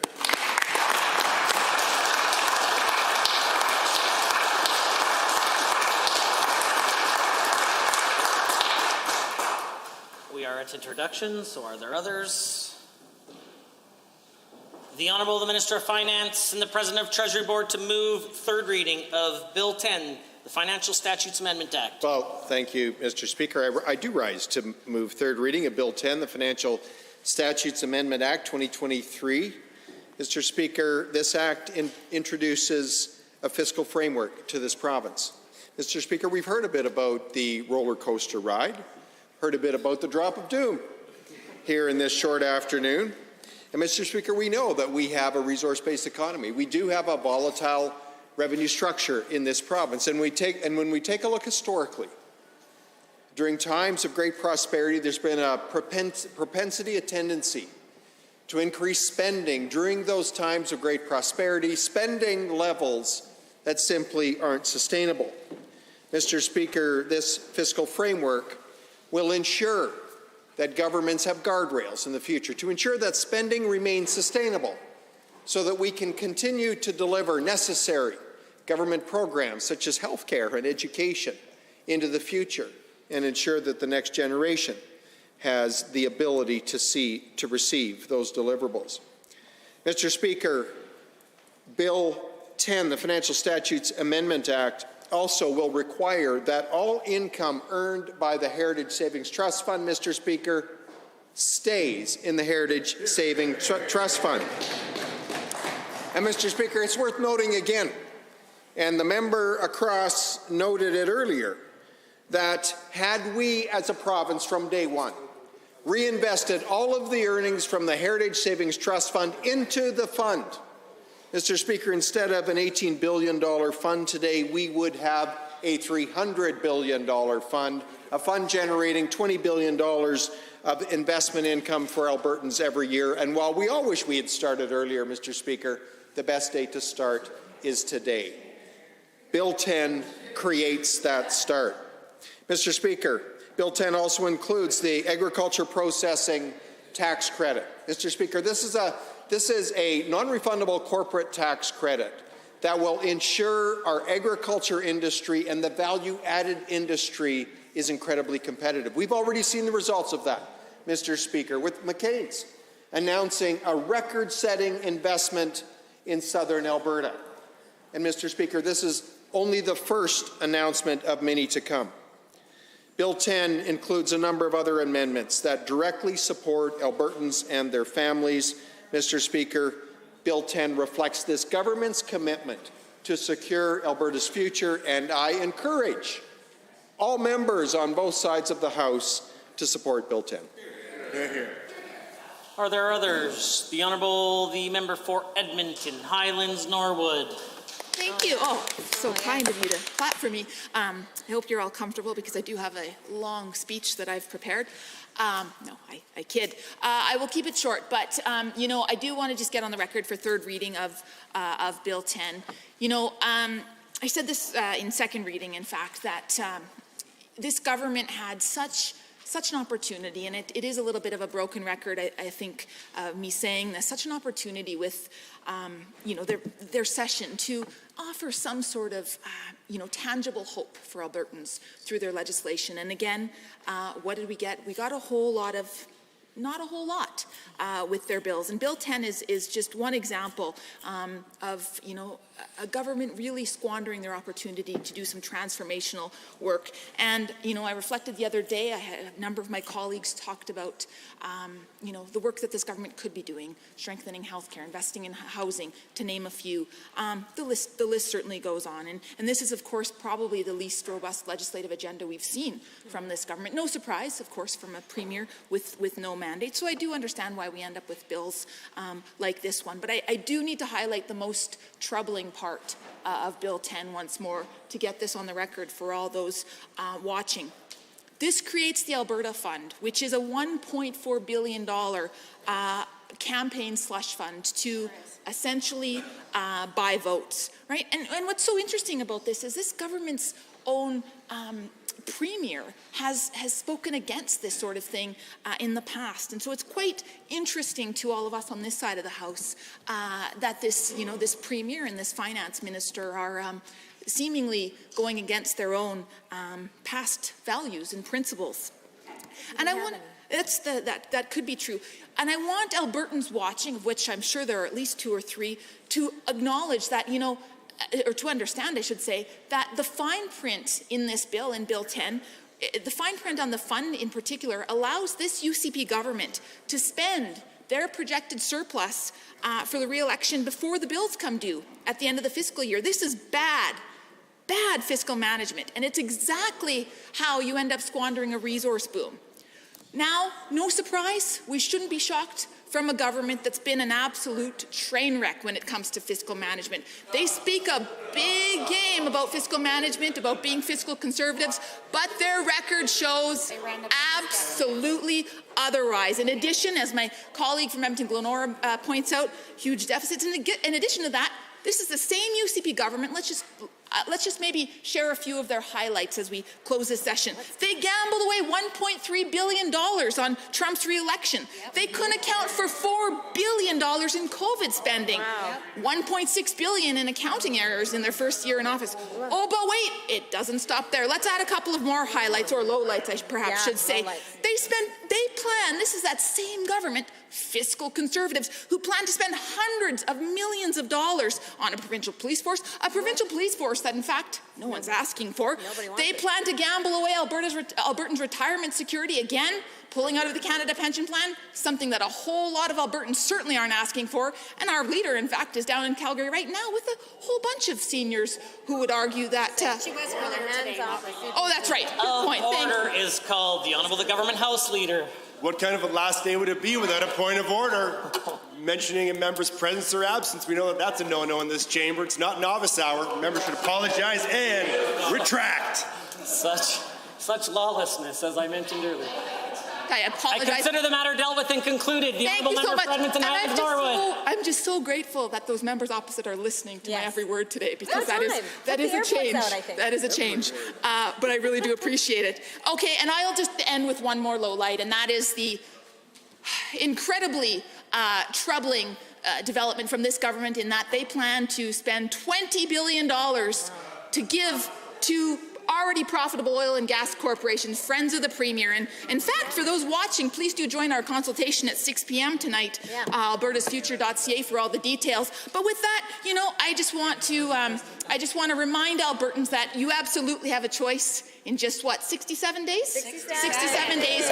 You can vote for a government that is going to continually squander away your hard-earned tax dollars, or you can vote for competent, stable leadership in the Alberta NDP. Thank you, Mr. Speaker. Are there others?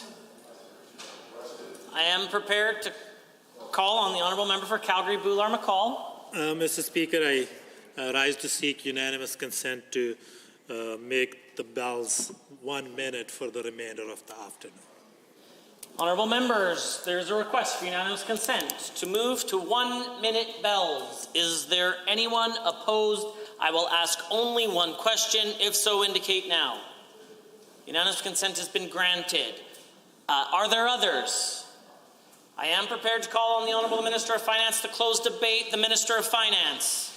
Thank you, Mr. Speaker. It's a pleasure to rise again and close debate on Bill 10 because, Mr. Speaker, I just simply have to respond to the member's false assertions. The assertion that the NDP somehow brought responsible fiscal management. Mr. Speaker, nothing could be further from the truth. We inherited back in 2019 a government that was spending $10 billion more than comparator provinces. But, Mr. Speaker, what was really tragic is we were not getting better results. This government, Mr. Speaker, worked over 4 years compassionately, thoughtfully, and surgically to bring our spending in line with other provinces, to ensure our spending was sustainable.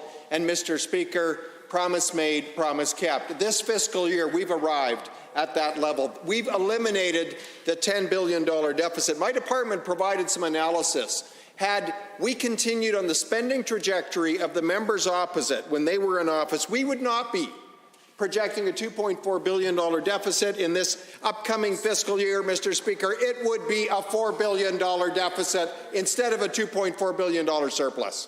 Mr. Speaker, the members opposite simply did not bring responsible fiscal management.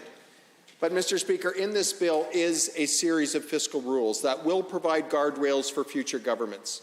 And with respect to surplus management, the fiscal rules will prioritize debt repayment.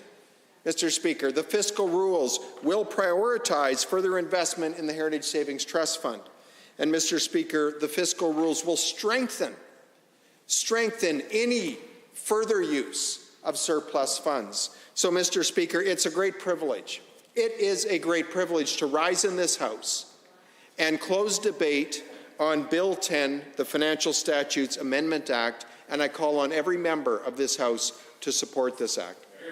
Honourable members, the Honourable Minister of Finance, the President of Treasury Board, has moved third reading of Bill 10, Financial Statutes Amendment Act 2023. All those in favour of third reading, please say aye. Aye. Any opposed, please say no. No. In my opinion, the ayes have it. That motion is carried and so ordered, and a division has been called. Call in the members.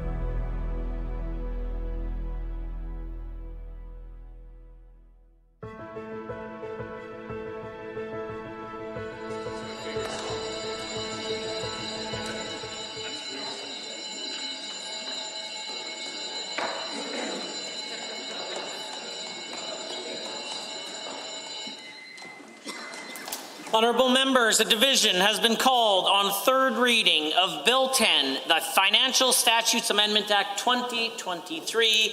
All those in favour of the motion for third reading, please say aye. Aye. Or rise. Honourable Mr. Lowen, Honourable Mrs. Savage, Honourable Mr. Guthrie, Honourable Mr. Dreeshen, Honourable Mr. Scow, Honourable Mr. Madu, Honourable Mr. Taves, Honourable Minister LaGrange, Honourable Mr. Glubish, Honourable Mr. Wilson, Honourable Ms. Armstrong-Homenuk, Honourable Mr. McIver, Honourable Mr. Nally, Honourable Mr. Rutherford, Mr. Hanson, Honourable Mr. Amory, Honourable Mr. Horner, Mr. Yao, Mr. Gottfried, Honourable Ms. Isaac, Honourable Ms. Furr, Mr. Stephan, Honourable Mr. Hunter, Ms. Lovely, Honourable Mrs. Allard, Mr. Getson, Ms. Rosen, Honourable Mr. Yassine, Mr. Rosewell, Honourable Mr. Nixon, Mr. Reid, Mr. Rain, Mr. Long, Mr. Turton, Honourable Mrs. Zahir, Mr. Smith. All those opposed, please rise. Honourable Member Hoffman, Honourable Mr. Sabir, Ms. Pancholi, Member Irwin, Mr. Nielsen. Mr. Dack. Mr. Speaker, total for the motion 36, total against 6. Motion is carried and so ordered.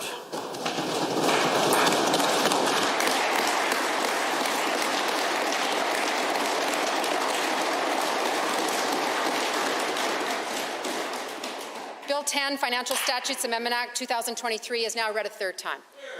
Honourable members, prior to calling the Honourable the Government House Leader, let me provide some brief closing remarks. There's been significant changes around the legislative precinct in the 30th legislature. The annex building was torn down after 71 years and the scaffolding was finally removed off of the legislature, thanks to the Honourable Minister of Infrastructure. The federal building was renamed the Queen Elizabeth II Building to honour Her late Majesty. Violet King Henry Plaza was named to celebrate the legacy of this pioneer of the Alberta Black community. And on a more somber note, the constituency of Calgary-McCall-Boular was changed from just Calgary-McCall in honour. Sure, let's give the former government house leader in honor of the former member, Mr. Manmeet Singh Boular, after his tragic death.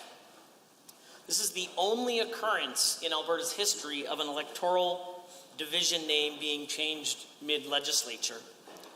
The 30th legislature, there was 252 sessional days, 471 individual sittings, and 47 evening sittings that went past midnight. The Assembly sat for a total of 1,748 hours and counting, and the number of words that have been spilled on the legislature floor is over 14,200,000. For someone reading along, the average reader, it would have taken them 40 full days to read what we had been up to. 252 sessional days have been the third most of any legislature in Alberta's history, and there have been 5,676 sessional days in the Legislative Assembly of Alberta since its first day on March 15, 1906. Over the span of the 30th legislature, a total of nearly 3,525 questions were asked during oral question period. I understand there was approximately a dozen answers.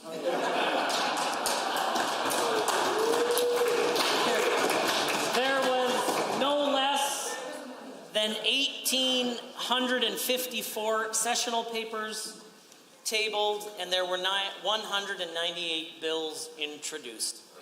Honourable members, serving as the 14th Speaker of the Legislative Assembly is one of the greatest privileges of my life, and I say thank you to each and every one of you for your hard work, for your dedication to our community. And if there's one thing I know about members of this Assembly, it's that each and every day Every one of you, whether you're a member of the opposition or you're a member of the government, you wake up and come to work to try to do your best to make Alberta a better place to live, work, and raise a family. Now, there's one big difference between all of us, and that's that some members believe there's one path to accomplish that, and other members believe in an entirely different path. But we all share so much in common, and that's that we have an intrinsic desire to make Alberta the best place in the entire world. And I couldn't be more grateful to have served with 89 individuals who share that passion, that goal, and that desire. And so from the very bottom of my heart, let me say thank you. May God bless you. May God bless Alberta, the government House Leader.